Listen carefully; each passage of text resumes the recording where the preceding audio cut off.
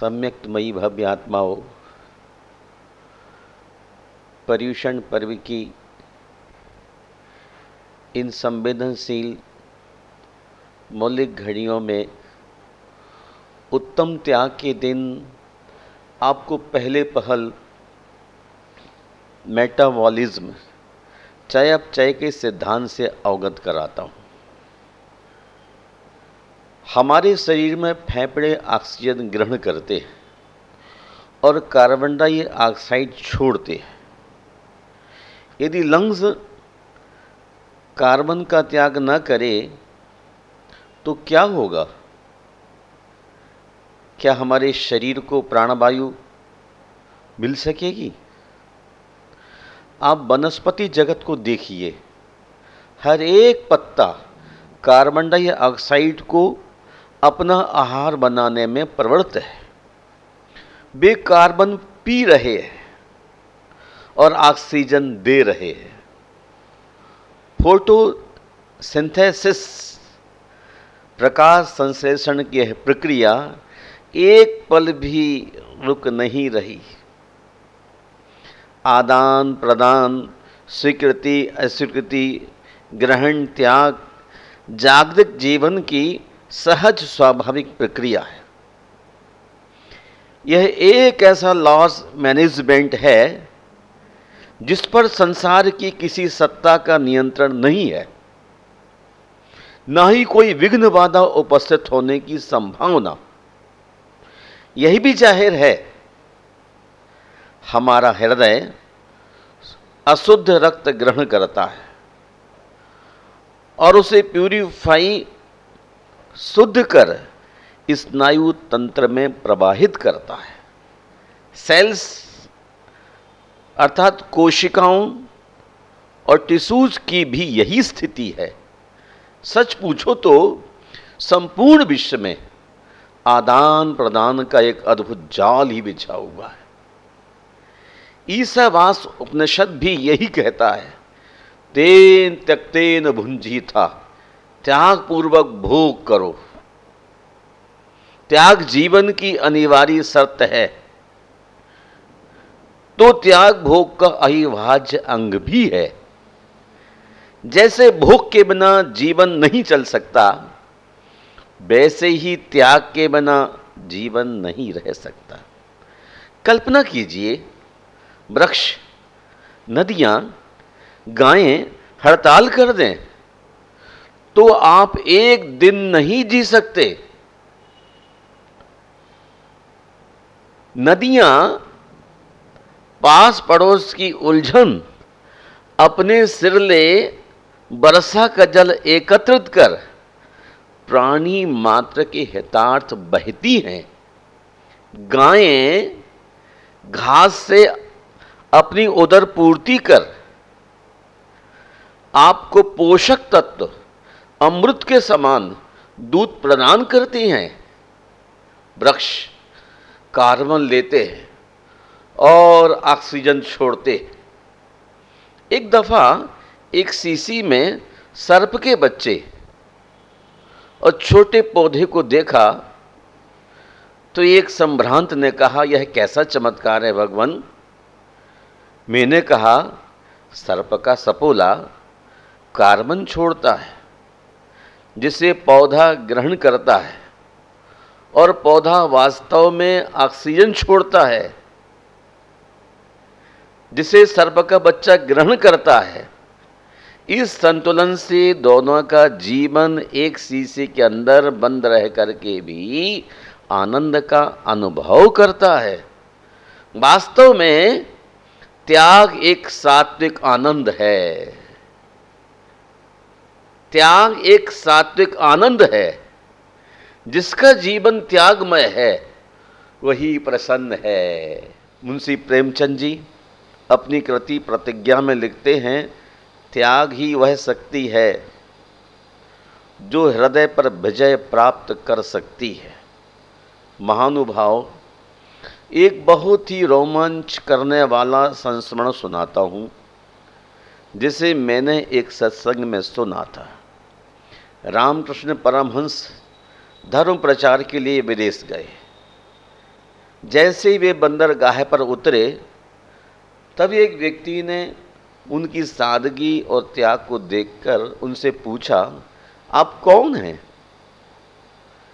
परमहंस जी ने कहा, राम। विदेशी ने मुंह बिचकाकर कहा, राम? परमहंस ने प्रत्युत्तर में कहा, बादशाह राम। उस व्यक्ति ने सिर से पैर तक कई बार देखा और कहा, बादशाह? बादशाह के लक्षण तो कहीं दिखते नहीं।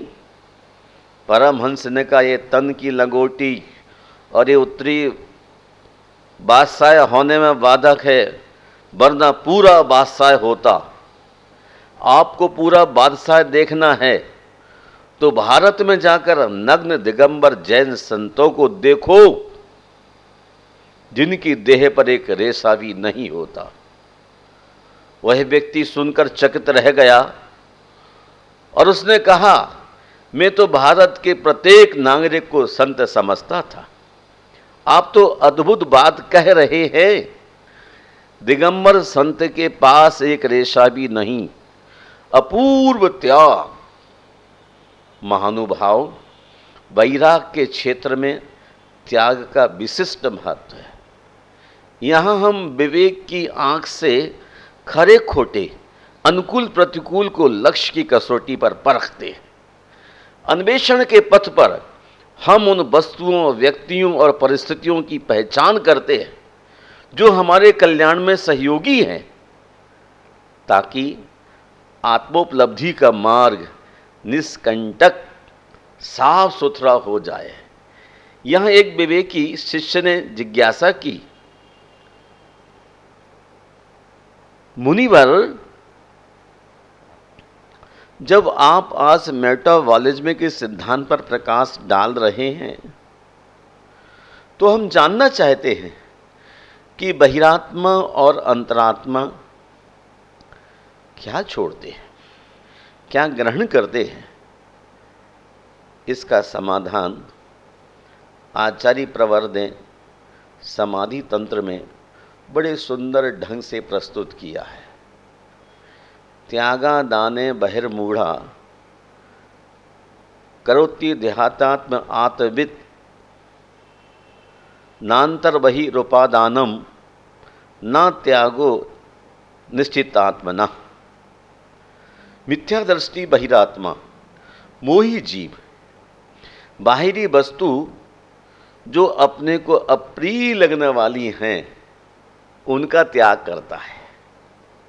मिथ्या दृष्टि बहिरात्मा, मोही जीव, बाहरी वस्तु जो अपने को अप्रिय लगने वाली हैं, उनका त्याग करता है, और जो अपने पंचेंद्रिय विषयों के योग प्रिय वस्तु लगती हैं, उनको ग्रहण करता है। और आत्मा के वैभव को जानने वाला अंतरात्मा सम्यक दृष्टि शरीर, भोग और संसार से विरक्त आत्म तत्व के विषय में राग द्वेष को अहितकारी समझकर छोड़ता हुआ सम्यक दर्शन, सम्यक ज्ञान, सम्यक चारित्र रूप आत्मिक गुणों को ग्रहण करता है। कृत्य सिद्धात्मा में स्थिर होकर अंतरंग अनंत दर्शन, ज्ञान, सुख और वीर का त्याग नहीं करता। आत्मा से भिन्न शरीर और भाव कर्म, 9 कर्मों को ग्रहण नहीं करता। तत्वार्थ सूत्र में तप के बाद क्रम आता है त्याग का। तप से जो विफर कर सामने आ जाता है, चित्त उससे नाता रिश्ता तोड़ देता है। मुख्यतः आसक्ति कहिए या मोह का त्याग ही सबसे उत्कृष्ट और मुश्किल त्याग है। लेकिन त्याग से शांति मिलती है, यह मनोविज्ञान सम्मत सत्य है। और अन्य भी अपने बन जाते हैं। सस्याति सर्गो दानम, स्वयं अपना और दूसरे के उपकार के लिए अपनी वस्तु का त्याग करना दान है। स्वयं अपना और दूसरे के उपकार के लिए, अपने उपकार के लिए और दूसरे के उपकार के लिए। अपना उपकार क्या है? श्रावक का धर्म। मुनि का उपकार है भोजन लेकर के या शास्त्र लेकर के स्वाध्याय करके ध्यान में डूब जाना। इसी को दान कहते हैं। आप सुधी श्रावकों के लिए, श्रेष्ठियों के लिए मुनियों की योग वस्तुएं भेंट कर उनकी शुद्धोपयोग की साधना में सहयोगी बनने का पुरुषार्थ करना चाहिए। इसे ही आचार्य पद्मनंदी और अपराजित सूरी ने त्याग धर्म कहा है। दूसरी ओर कार्तिके अनुप्रेक्षा के अनुसार जो मिष्ट भोजन को, राग देश को उत्पन्न करने वाले उपकरण को तथा ममत्व भाव के उत्पन्न होने में निमित्त बसतिका को छोड़ देता है, उस मुनि के त्याग धर्म होता है। भोजन में, उपकरणों में, बसतिका में कहीं भी राग देश की भूमिका का नज़र आना हो, उसी समय सारी चीज़ों को छोड़ देना ही त्याग धर्म है। नाव में जल बढ़ रहा है, यदि उसको बाहर नहीं किया गया तो नाव समुद्र में डूब जाएगी। उसी प्रकार आपके यहाँ द्रव्य बढ़ता है तो आपको दान दे करके निहाल हो जाना चाहिए। आचार्य समंद्रभद्र स्वामी का उपदेश है कि आप अपनी संपत्ति का उपयोग कर मुनियों को आहार दान देते हैं तो आपके पास अनंत गुना लौट करके आता है। भोगो दानम। दान अच्छी चीज का होता है। आहार दान, औसत दान और अभय दान, हाँ ज्ञान दान भी, और त्याग बुराइयों का होता है। त्याग से पाप का मूलधन चुकता है। त्याग से पाप का मूलधन चुकता है और दान से पाप का ब्याज। त्याग पीने की दवा है, दान सर पर लगाने का सेंट। त्याग से अहंकार मर जाता है, अन्याय से चिढ़ता है, किंतु दान में मान का लिहाज होता है। जो कभी कभी नाम का दंश करता है, धन उसका नहीं जिसके पास है, बल्कि उसका है जो उसका उपयोग करता है। मोस्ट इंपॉर्टेंट एक बात आपसे और शेयर करता हूं।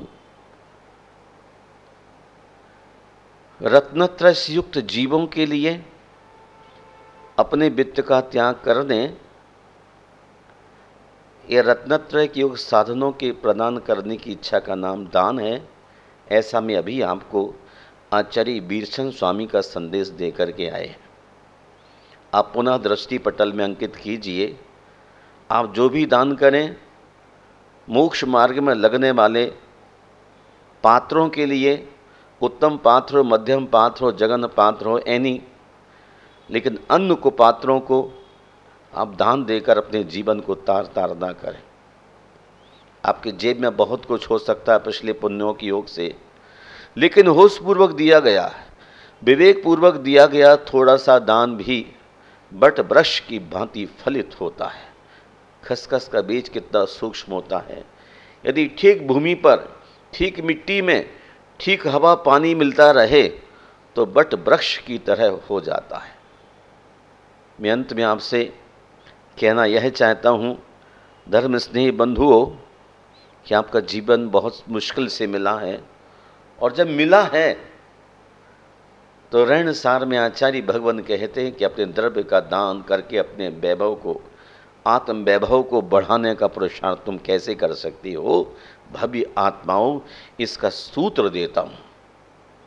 आपने जिंदगी भर जो धन कमाया, उसका सबसे उपयोगी स्थान है जिन बिंब की स्थापना करना, अर्थात मूर्तियों की जिनेंद्र भगवान की मूर्ति की स्थापना करना सबसे सुंदर, सबसे बेस्ट काम माना है गृहस्थ आश्रम में। भगवान पार्श्वनाथ, आप जैसा साहस, आप जैसा धैर्य भाव हम अधीर लोगों के भीतर आने की बहुत ज़रूरत है, वरना पड़े पड़े बिल्लाने रग रहे हैं।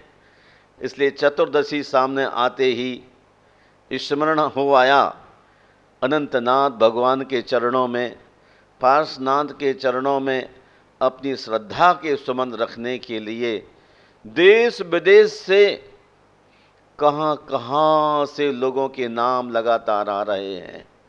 अमेरिका से, रसिया से, बोस्टन से, बैंकॉक से, जहाँ जहाँ लोग दूर दूर तक धर्मज्ञ हैं, वो सब यहाँ संदेश दे रहे हैं कार्यकारिणी के लिए। और मैं भाई राजेंद्र गोधा, पवन गोधा और उनके तमाम साथियों को आशीर्वाद देता हूँ कि आपने जो 1008 व्यक्तियों को शांति धारा कराने का बीड़ा उठाया है वो बहुत महनीय है। और मैं तमाम उन 1008 परिवार के सभी लोगों को दोनों हाथ से आशीर्वाद देता हूँ कि सभी 1008 परिवार